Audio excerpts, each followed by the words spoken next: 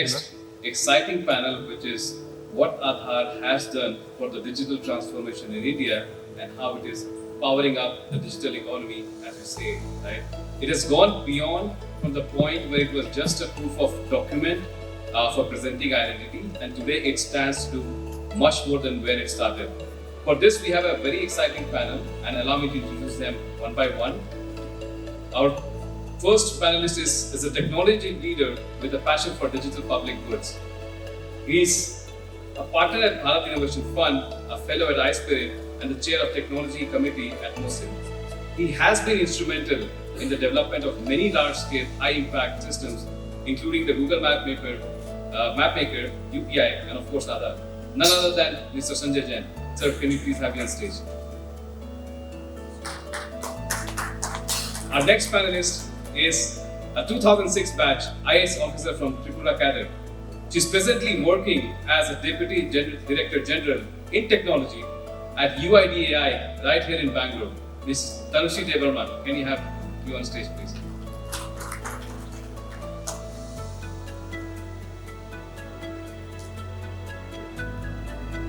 For the next panelist, we move from deployment, from planning, from infrastructure, someone who's actually out there doing that, and not for a few hundreds and thousands, but doing it at scale. None other than Mr. Kedar from HyperVerge. He's the CEO co-founder of HyperVerge, an IT Madras alumni, and he's building HyperVerge for about a decade now. The amount of identities that he has just verified is about 800 million plus using his platform. And that number of verifications is almost equivalent to about 10% of the world's population. That is when we talk about scale. We talked about scale in the first half of the session. Now we see what scale means, and we will hear from him on that. And finally, moderating this exciting panel is our own Dr. Nikhil Agarwal. He's the CEO of SIIC and AIIDE, and he comes from IIT Kanpur to be with us today. Ladies and gents, please, let us give them a round of applause and initiate this panel. Over to you, Dr. Nikhil.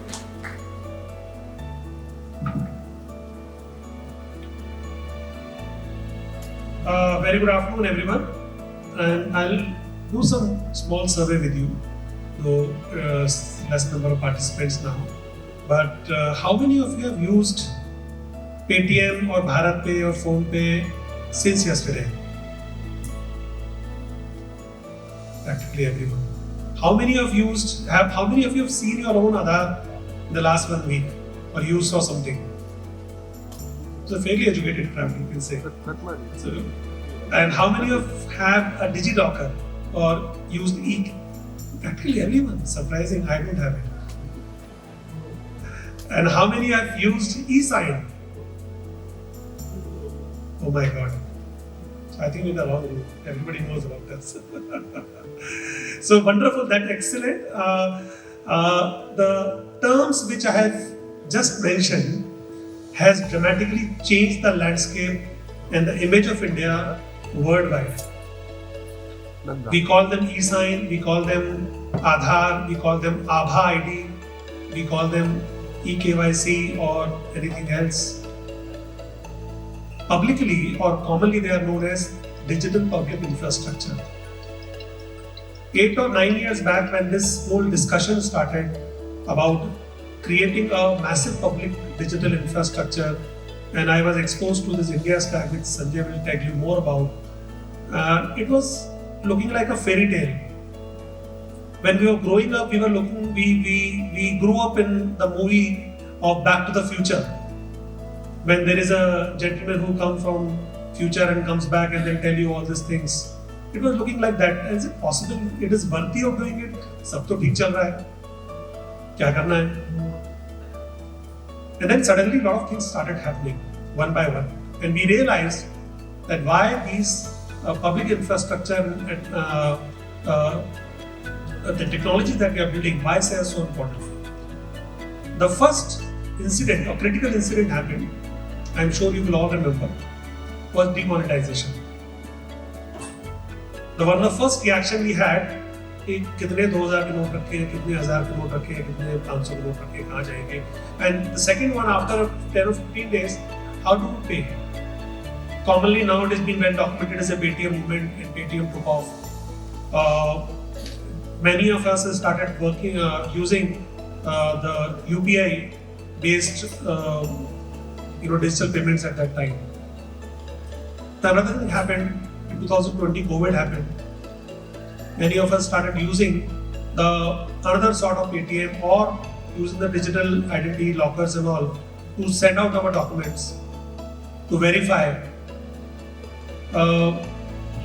The government of India started working on National Health Authority, and then Aadhaar number came.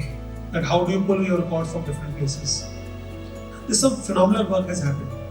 Now India is considered now as a leader for digital public infrastructure in the world.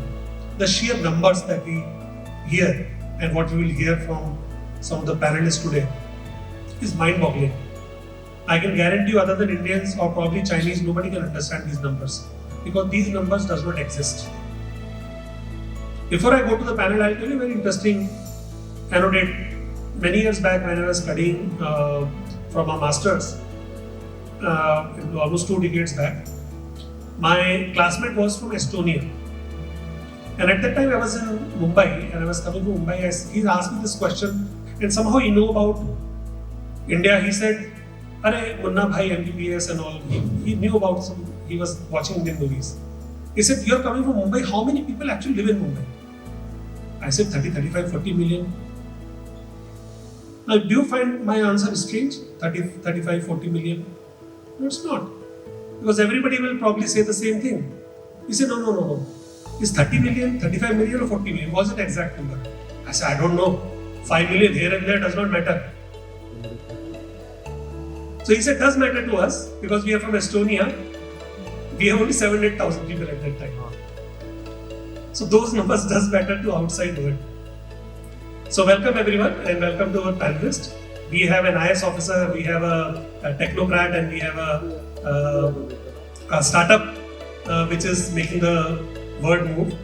So probably I will request them to give the 30 seconds their own background, what excites them, why they are here, and then probably we'll start our panel session. Hi, I'm Tanusree. I head the technology center here out of Nepal for UIDAI. And this is the hub for all our technology development as well as the center for one of our data centers. So all your Aadhaars are at my backyard, but very secure and very private, if you take my word for it, and the government's. There's a lot of interesting work that we are doing in topping up whatever was done by our founders. And there's lots more to discuss in terms of innovation, adoption of AI, adoption of blockchain and consent management. So hopefully during the discussion Hi, I'm Sanjay, Jain. I've been part of this UK journey for a while. But I think the point that you were making, Nikhil, was that India has been the place where we started from this. And part of the reason for us to do this was to bring everybody into the formal economy. So if you're able to reduce the cost of identity verification, you can onboard them into a bank. If you're able to reduce the cost of payments, you can get more people to pay digitally. If you're able to pay more digitally, you have more records. Those records allow you to then get more access to credit because you can improve your behavior. And so this is really the formalization journey that we've been on. We've been building these digital public infrastructures to bring down the transaction costs so that these so if you think of a company that does business, you want to bring down transaction costs because that allows you to take it to a larger market. If your transaction costs are very high, you will serve a very few number of people who are able to afford that service. If you bring it down, you can bring down the costs and as a result get more people to be served. And the more and more people you serve, the more and more formalization happens, and this is a positive cycle that feeds on itself. And this is the journey that we have been on, which is actually why it has been so transformative. It is not just the ease of use, it is the fact that it allows us to go take banking to the masses. I mean, you can serve a person in a village who now has a bank account because they're onboarded at a very low cost with Aadhaar, but now served through the Aadhaar-enabled payment system in their backyard where they're able to go get cash and so on without actually having to install the ATM. India has the, you were talking about large number, let's be a small number. 200,000. That's the number of ATMs in the country. 220,000.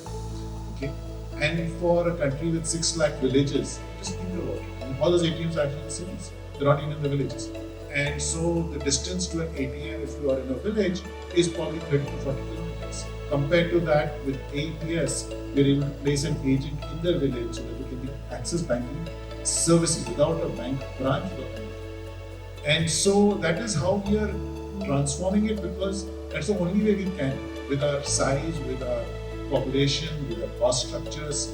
The only way we can bring down the cost of serving everybody to bring them into the formal economy is by doing this. And as a result of which, we are actually far ahead of where the West is. In terms of digital payments, we do a stuff order of 10 billion plus transactions a month.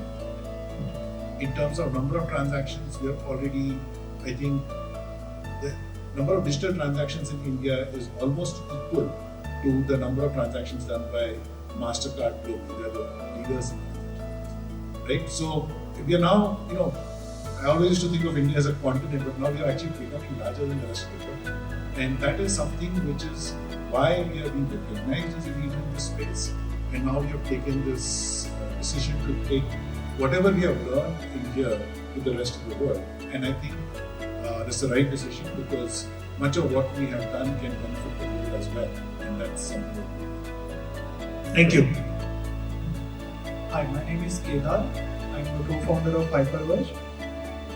HyperVerge, if I could give a quick introduction, helps out whenever you want to onboard a customer. So whenever you want a bank account, or you want to get a credit card or get a SIM card, all of us know that we have to go through a KYC process, right? We go through KYC process, we need to do bank account verification, we need to do many steps before that account can start working. And HyperVerge works on making this journey as simple as possible for the end user, like you and me, and it helps large organizations, which could be large banks, telcos, insurance companies, etc., understand what are the friction points in this journey, how can those friction points be eliminated. So, in terms of, we started out with identity verification, as Sir said, and we have done identity verification for about 800 million people. Like, numbers wise, is about 10% of the world's population. We do it across Southeast Asia, India, Africa, and some parts of US. What we are very, very passionate about is, so all of us work towards building an economic engine, or building, we work in a job. Some time back, we were at a crossroads when only 6 months of money was left, and we had an acquisition offer of maybe about 10-15 million, and it was just a 13-member team. So at that time, there was this question, right? There is this one path where, right out of college, 2 years down the line, you are getting this exit, and the other path meant, doing something different. When we asked ourselves if money is not a constraint, society is not a constraint, none of these things are a constraint, what kind of work would we want to do? Almost all of us felt that the kind of work we would want to do should change lives of people. It should bring fundamental change in lives of people. Like work in education, work in healthcare, etc. Very quickly, our investors and some of the good seniors from college knocked on our head and said, with 6 months money left, you can't do that kind of transformational work. You first learn how to live. You first learn how to stand on your own feet. And the wise voice which said this was Sridhar Velko. And taking a lot of inspiration from Zoho, we realized that we would love to build an economic engine, which hopefully, like Tata's or Zoho, hopefully is built to outlast us.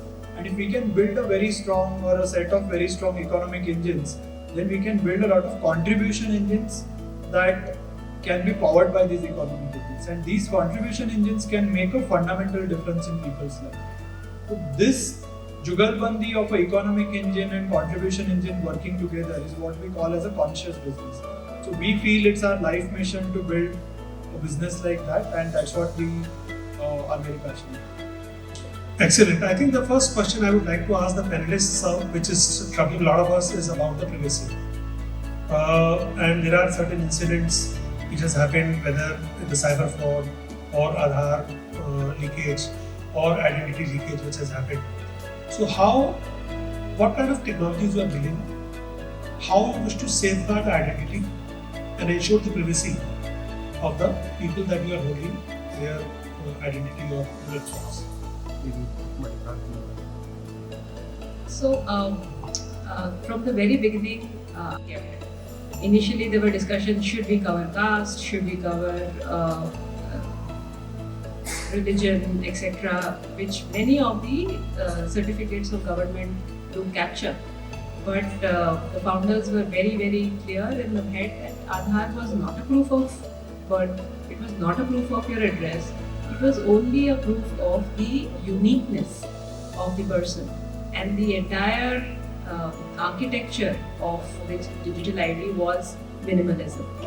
That itself is a fundamental character of privacy. Now that we keep very little data regarding a resident, we use it only for the purposes that it is needed.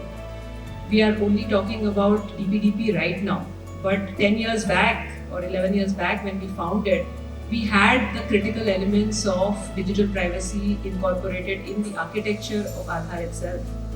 All our architecture that is there, it is privacy by design, it is privacy by intent. So the architecture itself ensures that it has trust no one phenomena incorporated. I myself do not have access to any kind of data that I would like to see. It's anonymized. All our reports that we generate are very, very clearly not defining somebody's identity per se. So the principles of privacy are incorporated in the very design of Aadhaar, and let me assure this forum that the data is not just kept in physical barriers of the data center, but the architecture itself is very, very secure. Coming to recent articles on the breaches of digital identity. Though it does not absolve Aadhaar of its responsibility, but there are still systemic changes that need to be made in the digital ecosystem of the country. So we have not just Aadhaar as a digital repository or the source of truth of the identity, but we have an entire ecosystem working. Every time you land up in a hotel and they ask for a digital card, you have the right to provide your Aadhaar in its masked format, and there is no requirement for the hotel to ask you, I want the entire Aadhaar with the entire number. It's very clear in the documentation, maybe awareness is lacking. So the hotel is keeping lakhs and lakhs of Aadhaars over a period of time, and he can misuse it if required, but still the system itself is so strong that if the bio identity as well as the digital identity are not put together, it cannot be used for authentication. So just because somebody has your Aadhaar, he cannot misuse it per se. At the same time, we have a digital ecosystem which is there through our Aadhaar authentication units, like a bank, for example. Their architecture is also authenticated by us or validated by us. When they set up that system, the digital vault system or the Aadhaar vault system ensures that nobody has access to the digital data per se. Now, the leak that had happened, it was because of certain breach at certain entity like this, and though the extent is much more explained as a larger snowball phenomena, but if the ecosystem was and be mature with time, was compliant to the systems that we have in place, such breaches will not be talked about as often as we talk right now. So may I just add to that? So I think in terms of the design of Aadhaar, as Tanusree just mentioned, you cannot, like in the US, people say social security number, like to access your bank account. That's not possible in India. Without authentication, you should not be able to use your Aadhaar number. And so if there are people out there who are building systems here, I think 2-3 things you should remember. If you're capturing Aadhaar number, please do it only after authentication. It's useless if you capture it without authentication. As users out there, if you're giving a photocopy of an Aadhaar card, just say no. As simple as that. I mean, don't ever give somebody a photocopy of your Aadhaar card or any ID document for that matter. Right? I mean, what in the world, where do we need photocopies anymore? There are digital ways of doing identity. Ensure that businesses you do business with ask for a digital identity and not a paper photocopy. And I think those are two things that will help go a long way. But to a broader point, we are getting into this world, and I described a journey where we went from nothing to a very highly digital world. So what's happening is the maturity of companies and businesses has to go up. We have to go beyond the pure data to now thinking in terms of how we use that data defensively, for fraud prevention and so on, and to expand business. So both of these are required, and I think as an economy we are now maturing, and there's a room for startups with a kind of good Kedar. That will be my next question about the opportunities for research of those startups. Like, I just opened up my wallet and I pulled out some of these cards, which most of you will recognize. There is a PAN card, there is a driving license, there is a Aadhaar card, there is a IIT Kanpur card, and there are other 3 credit cards, and perhaps 1 or 2 loyalty cards. If you ask me how much money I have in wallet, maybe 500-700 rupees, because I have a Paytm and I have a 5G phone. So my question to Kedar would be about the identity duplicacy. Like, it is so easy to lose them. It is so easy to misplace them. And the sheer effort the person has to do to, just in case if I lose my wallet, all these IDs are gone. So what are the new opportunities that are emerging that you combine these identities? And is there any way that the government should participate? Or as a startup I am asking you, or do you want some kind of policy documentation to be done, or such opportunity exists from the technology perspective? Yeah. So whenever we talk about the infrastructure layer, if we see in most mature economies, right, the infrastructure layer, a lot of good economies like India has been created by the government. Right? In India, we have a fabulous digital infrastructure layer, on top of which companies like HyperVerge are building. Imagine if that layer is not there, then we would be struggling solving each of those problems, doing OCR on documents, and is this a real document, has someone done a Photoshop with a document. All of those would be like very, very level 0 problems are what we would be solving. Right now, if you ask me about protection, I think most mature systems even in our country today, it's not like you can just give an ID card and you can open a bank account or you can open a SIM card. Almost every company today wants that to be combined with a biometric identifier, right? That biometric identifier could be your face, that biometric identifier could be your fingerprint in case of eKYC. But it is very important that you know who you are and what you have, right? Both of these factors are very important to authenticate.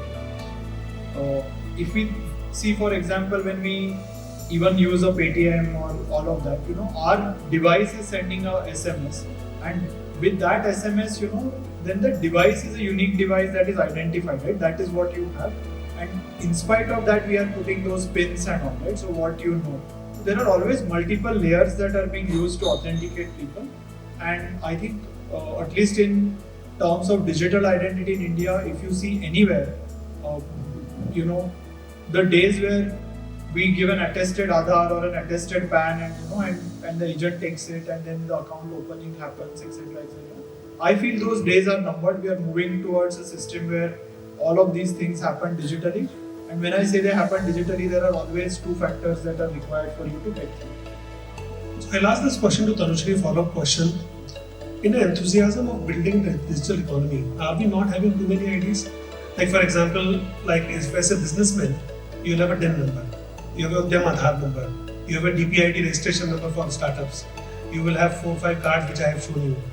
So, in and all, if I was calculating, around 13 to 15 IDs a educated urban startup or somebody is having nowadays, different kind of numbers. So, and of course, there is another enthusiasm from the state government number of times of giving IDs from the state or a community-based ID system that exists. So from the government perspective, what should be the way that we should be able to unify? Because ultimately the idea is to simplify the citizen services, simplify the business activities. What should be the way forward? Is it the right way forward, or there is any way that more consolidation can happen? So, Nikhil, what I would say is that we are working on a legacy framework. Greenfield working doesn't happen in India. We have a long heritage of digital, non-digital ecosystems which are parallelly working, trying to find tandem. Driver's license has been there forever. You showed us passport and other documentation have been there forever. But with and Aadhaar has never been a proof of whether you know how to drive or not. It was never a proof whether you are eligible for public distribution system or not. It is for proving that you are unique in terms of the biometrics that you are submitting, and you are not a duplicate or a triplicate of the same identity that was created, which is very easy to do in a PDS. I could have had 10 ration cards, I could have 5 different caste certificates, and I could have had many other documents because the systems were not digital and uniqueness was not possible to be done. But when that speaks to an Aadhaar and ensures that the identity is linked to that, then the uniqueness comes into play. And that is what NHA has done, where the easiest step to do is register yourself with Aadhaar and your health card gets created because it is Aadhaar backed and nothing else required, it's just a few clicks of a button on a website. Now, with an NHA card in place, your eligibility comes into place.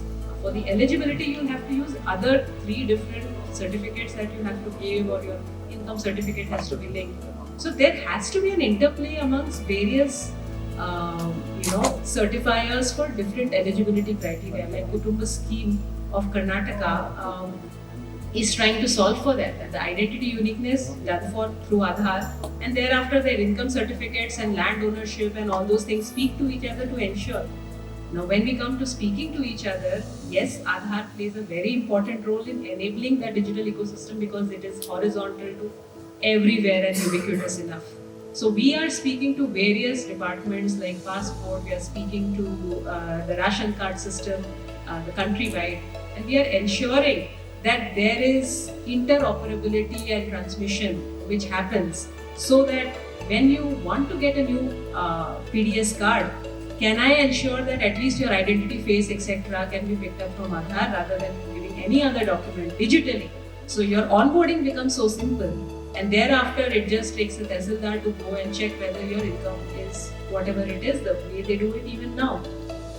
If that was even better, if he already had an income certificate, could I have digitally spoken to this income certificate and checked whether he falls in that income barrier? Done deal, 0 time taken. So these are the things that we are working on to have interoperability, ensuring there are common standards on how these certifying or certificate issuing authorities talk to each other digitally and ensure that once you have a certificate, it doesn't have to be reproduced non-digitally for various workflow processes. So there we are playing an important role. I think there's a very good it's a base framework that exists, which is Aadhaar framework. And top of it, there are other IDs which are built up. And what the government is ensuring is there should be interoperability between the different IDs, which is quite useful. So I think we have 5 minutes left, so I'll ask one set of questions and then we can open up a few minutes to the audience. To Sanjay, my question would be, because he is the one which was part of the India stack and built up the whole infrastructure. So what's the future for identity or digital economy or digital public infrastructure? And certainly India will take a lead. But what do you see, like we are entering into Amrit Kal 2047, everybody speaks about. So certainly what will happen after 5 years, 25 years, or maybe 50 years? Let's start at the 5-year one. So globally what's happening is that identity standards are starting to come into play for both interoperability and compliance. And there is a move towards a ID wallet, where in your wallet you can hold credentials. And these credentials can then be presented digitally and they can be accepted digitally with your consent being recorded. And so that so today when I entered here, I didn't have to show an ID, but a lot of times when I enter a building, they take a note of your ID number and so on. That should be purely digital. Why should there be a piece of paper? And the fact that they recorded my information should be known to me as well, and it should be recorded as well. So in that sense, I could present the credential, recording that I presented to this party, and they will then took me into this building, and they could have a recording themselves. And so all of these processes will happen digitally. even today we already do some of that with G-Locker. So Caste certificate is a great example. It's a document produced by one government, typically a local urban local body, a panchayat or something, and is presented typically to another government body, which is for employment or certain benefits and so on. And yet it goes through paper. There's no reason for it to go through paper. The moment it goes through paper, you have to worry about whether it's forgery, whether it's genuine, and so on. Right? Now it goes to DigiLocker, you don't have to worry about anything else. Now that same thing, instead of going to a centralized infrastructure like a DigiLocker, it could go through a decentralized infrastructure like a wallet, a digital wallet. And so I think that is the next evolution of identity and credentials, which is already starting to happen. And again, we are making great progress. I mean, you can think of your DigiYatra as a very special purpose wallet. It contains your boarding pass, it links the two, it talks to the airport system, all under your control. And allows you to then travel at the airport with ease. And there is a significant user control in the process. Right? I mean, it's only for a brief period of time when you're passing through the airport that the airport system is controlled. But if you take this and extend this concept to other user journeys where ID is used, you'll start to see that trend, and that's really the trend we have already started on, and I fully expect that will happen in the next 5 years. 50 years, I don't know. Kya banayenge, dekhenge. So perhaps this question is to Kedar. So give us top 3 startup ideas. Like you have already done it. I'm sure you don't want to divulge. A lot of other startups are there. So what do you want to see? What you are not doing? What do you want to see? Because there is a massive infrastructure that exists. And it is open, partially open to a certain extent. What startup can build on it, and does it make sense to build a business on top of it? So, I think when we think about startup ideas, there is a B2C world and there is a B2B world. I think B2C world is where a whole lot of things people do out of a lot of clarity. Sometimes you are just building toys and suddenly something explodes, right? And it becomes the next phenomenon. What I have seen, which is more predictable for any smart team, if you work with a business, right, and if you try to understand what's a genuine business problem that they have, which is not solved, and you spend some time with that business, eventually, maybe it's not the first problem they give you, it's not the second problem they give you. There will be, at some point, you will solve a valuable problem for them. So in our case, what we used to do is we used to do a free POC, and we used to ask people that you have to pay $50,000 for a pilot. The assumption was that if someone pays $50,000 for a pilot, which is maybe 3 months or something like that, then the problem will be at least $500,000 worth, right? Otherwise, no one will write a 50K check. And if we are solving a 500K worth problem for one enterprise, there is a very high likelihood they are not the only people in the world who have that problem. There is very high likelihood there are many other people who have a similar problem. So I feel always that if we are looking at it from a predictable perspective, if companies are going into the B2B space, there are so many problems that are there. And most organizations today are open, right? Unlike before where, they would, if you are a 25-year-old and you are walking into a bank, people will be like, who are you? And we have been doing this for 20 years. Today, it is a situation where everyone respects technology. If you understand, if you spend time to understand their business, you understand the inefficiencies that are there in their business, and you focus on a problem that matters to the decision makers, as long as you have good results, no one will worry about what is your age or what is your background. Someone was saying about democratizing entrepreneurship. If you are solving a business problem, it's as democratic as it gets. One place, caste does not matter, color does not matter, age does not matter, nothing matters, only solution matters, which is startups. So big round of applause for the startups. I think there is a bell ring, so we have to stop. Unfortunately, we cannot take any questions. But certainly, I'm sure the panelists will be happy to receive any questions through email if you have any. So many thanks to the panelists for giving some insights about the future of digital identity, what is happening for prevention, interoperability, frameworks, a lot of discussion and a lot of keywords which were mentioned. I am sure when you go back, you can certainly research a bit more about what's going on in the digital public infrastructure space. I'm really sorry we cannot take it. Moderator has already picked up the gifts. So if we speak more, then we will not get any gifts. So thank you very much. Thank you, sir.